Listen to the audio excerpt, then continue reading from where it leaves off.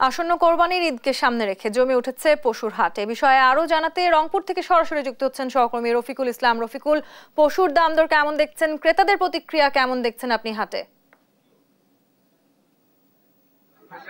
শেষ থেকেই বলি যে রংপুরে কিন্তু গরুর দামটা এবার অনেক বেশি বলে মনে করছেন এখানকার যারা ক্রেতা, তারা এমনটা দাবি করছেন। আরেকটু তথ্য দিয়ে রাখি যে রংপুরের যে ৭৫টি হাট রয়েছে, এটা প্রতিদিন কোন জেলায় কোথাও না কোথাও এই হাট বসছে। এই হাটগুলোতে ব্যাপক ক্রেতা বিক্রেতার উপস্থিতি এবং পর্যাপ্ত সংখ্যক গরু এবং খাসি বা ছাগল এই বাজারগুলোতে উঠছে বা হাটগুলোতে উঠছে। আরেকটি বিষয় জানিয়ে রাখি, এই যে পর্যাপ্ত সংখ্যক কোরবানির পশু বাজারে উঠছে, এখানে যেন যারা হাট ইজাদাররা আছে তারা যেন ক্রেতা বিক্রেতাদের সাথে কোনো অনিয়ম অভিযোগ না করেন, সে কারণে ম্যাজিস্ট্রেট নিয়োগ করা হয়েছে।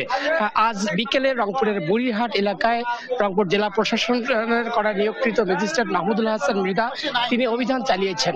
এখানে ক্রেতা এবং বিক্রেতা তাদের সঙ্গে কথা বলে যে সমন্বয়হীনতা পেয়েছেন, যে সরকারি নিয়ম অনুযায়ী বিক্রেতা শুধু এখানকার হাটের খাজনা দিবেন, কিন্তু এখানে উনি এসে দেখতে পেয়েছেন যে ক্রেতা এবং বিক্রেতা দুজনের কাছ থেকে ইজারা, অর্থাৎ সরকারি নিয়ম অনুযায়ী যে একটি গরু বিক্রি হলে ক্রেতা ৬০০ টাকা দিয়েবেন, সেখানে এখানকার হাট ইজাদাররা ১০০০ টাকা নিচ্ছেন এবং ক্রেতার কাছ থেকে ৫০০ টাকা নিচ্ছেন। একইভাবে ছাগল সহ অন্যান্য যে পশু, সেখানে বিক্রি হলে ২০০ টাকা ক্রেতা দিবেন,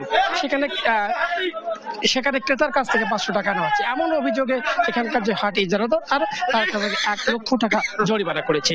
আমি যদি আরেকটু দাম এবং বিক্রির কথা বলি, আমরা আজ এই হাটে উপস্থিত ছিলাম পর্যাপ্ত সংখ্যক পশুর পাশাপাশি যে ক্রেতা বিক্রেতার উপস্থিত সেটি আমরা ছিলাম, অর্থাৎ এখানকার দামও অনেকটা বেশি। এখানকার বলছে কারণটা হচ্ছে যে পশু খাদ্যের দাম বৃদ্ধির পাশাপাশি এখানকার যে মধ্যস্বত্বভোগীরা রয়েছেন তারা কিনছেন, অর্থলব্ধি করছেন, এ কারণে এখানকার দামটা অনেক বেশি।